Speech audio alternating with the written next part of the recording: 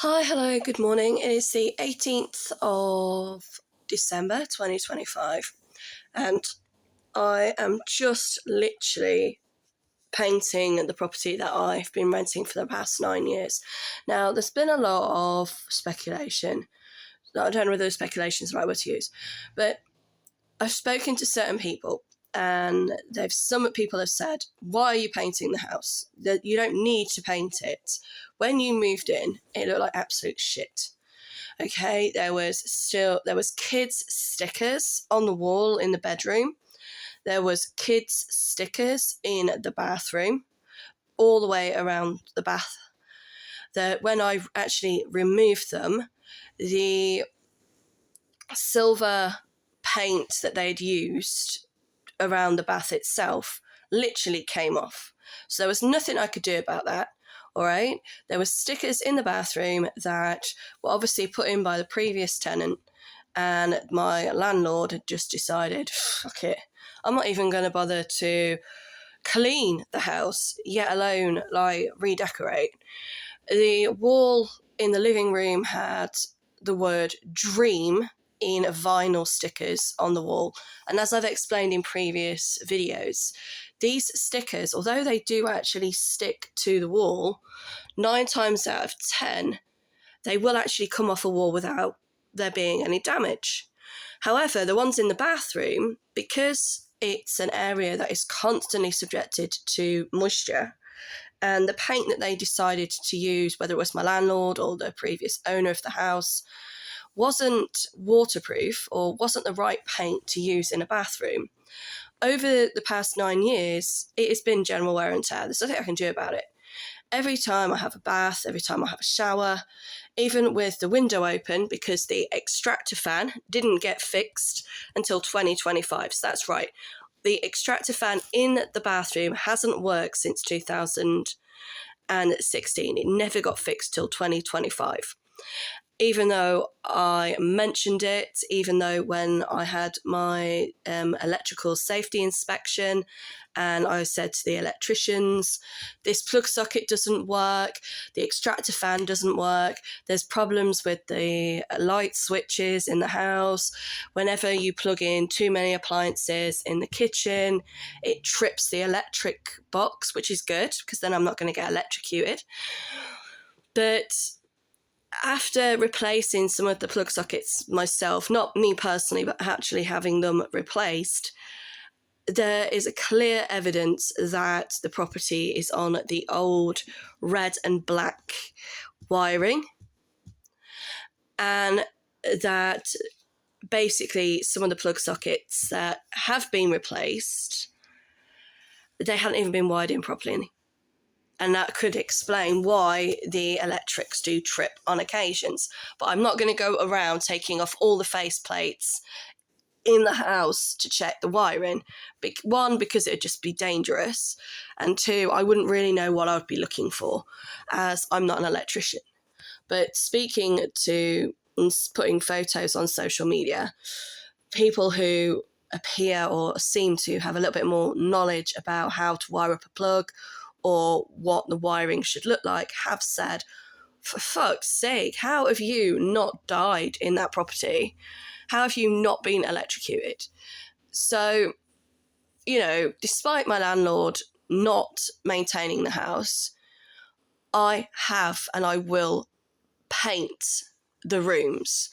And I will be painting my son's room. Excuse me. As I did change the colour of the paint in that room. And again, the reason I changed the colour of the paint was to make it more autistic friendly for him. Because at the end of the day, whether you're renting or you own a property, if you have children or even if you don't, you want that property to feel like it's your home, that you're not just paying somebody £1,000 a month to live in a Magnolia painted box where you're not allowed to put anything on the walls. You're not allowed to, put in a carpet because it's so poorly insulated that you can't even get your furniture through the door. And I've always said that, you know, living in these properties where you're not allowed to change anything, where you're literally living in a Magnolia Box, it's, to me, it's no better than living in jail. You know, you've got somebody telling you, you know, you're going to pay me £1,000 a month, but you can't do this, you can't do this, you can't do this, you can't do this, you can't do this. And you're thinking, hang on a minute. So why would I want to live there? Why would I want to be paying you £1,000 a month when you're telling me that I can't have plant pots outside the front door, or that, you know, in the garden, for example, I can't have a bonfire every year when everybody else in the street is going to be. I mean, I'm not saying that's something my landlord did to me, but, you know, whilst I was waiting for my bin collection, I literally put bags of rubbish in black bags in the garden, so they weren't in the house. So my son wouldn't go, oh, what's in that black bag, and then empty rubbish all over the house. Now, the rubbish that was in there was nothing that was dangerous or hazardous to the environment, because, as you know, your recycling, your glass, your plastics, your tins can go in your recycling bin. So it was some general waste that needed to go in my black bin. And again, I know people would be like, oh, but that could be subjected to vermin. And it's like, well, I had a composting area in the garden. So again, anything that was compostable that couldn't go in my bins would go in the compost area. And I even had him come round one day without even telling me he was going to be turning up, and started taking photographs of the garden and then sending me them, billing me for these photos, because he sent them through Facebook Messenger. No, sorry, he sent them through text message, not Facebook Messenger, saying, what is in this garden? Why have you got all this rubbish in the garden? And it was like, hang on a minute. There isn't loads of rubbish in the garden. And even if there was, why have you turned up without even telling me that you were going to turn up in the first place? And then taking photographs of my stuff without my permission. So my landlord has been very, very intrusive, very, very invasive of my personal space, of my property, of, you know, he'll say, oh, I need to come and fix something. And I'm like, okay, but are you even qualified to do that? And then instead of fixing it, he would use it as a smokescreen, as an excuse to try and look at the rest of the house. And I would say, hang on a minute, you're not here to do an inspection.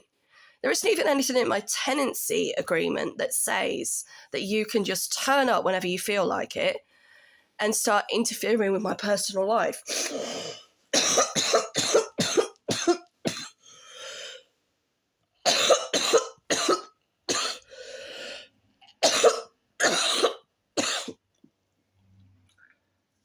And then again, it would be like, oh, why is there toys all over the floor? And it's like, hang on a minute. You know, it's half term. Oh, I'm coughing, not crying. It's the school holidays. My children are here playing. You're not here to come into the living room in the house that I've been renting off you for 9 years and start interrogating me in front of my kids about the fact that there's toys on the floor when you're supposed to have come to measure the fridge, measure the oven, measure the sink so that it could be replaced. Well, if you'd come to do those three things, explain to me why you constantly visited the property from 2003 to 2025, and yet the work didn't get done and it never got finished.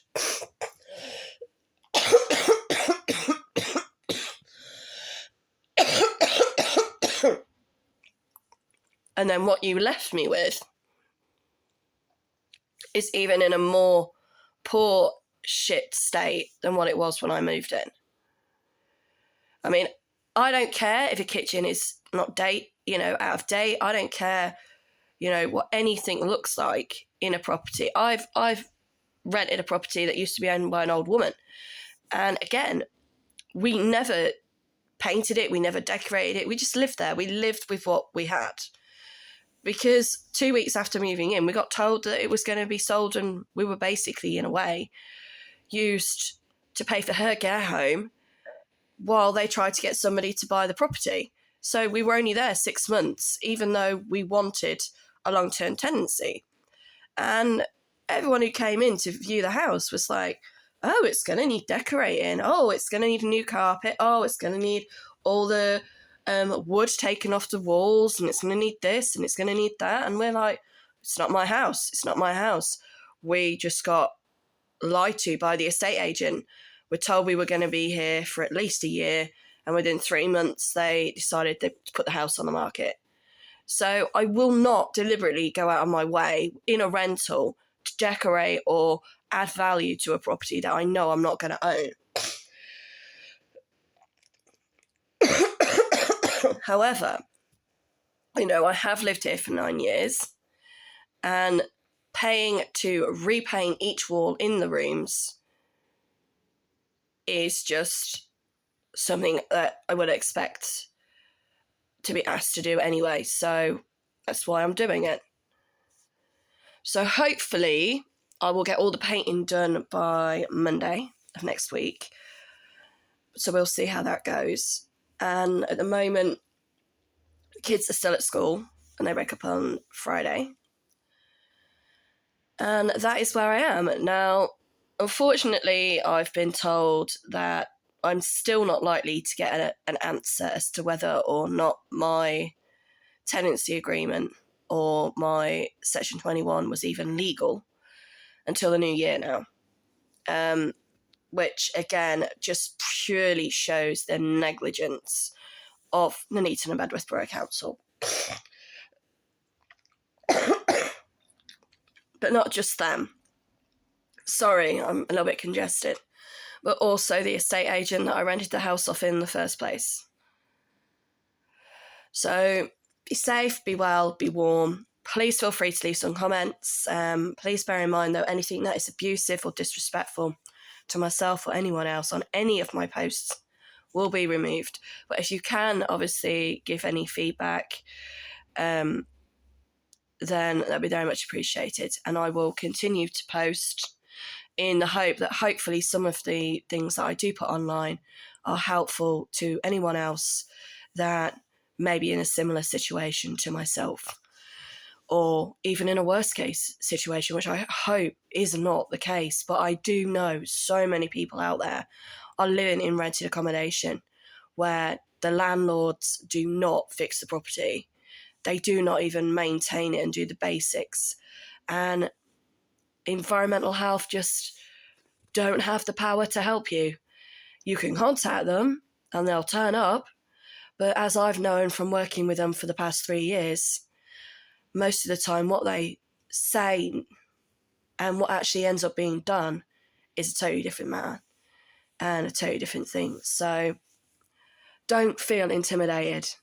If you are not being treated fairly by your landlord and they are breaking environmental health rules and regulations, and you strongly feel that that is the case, go to the Citizen Advice Bureau, contact your local council, contact your local environmental health or private housing team, and also look on the shelter website.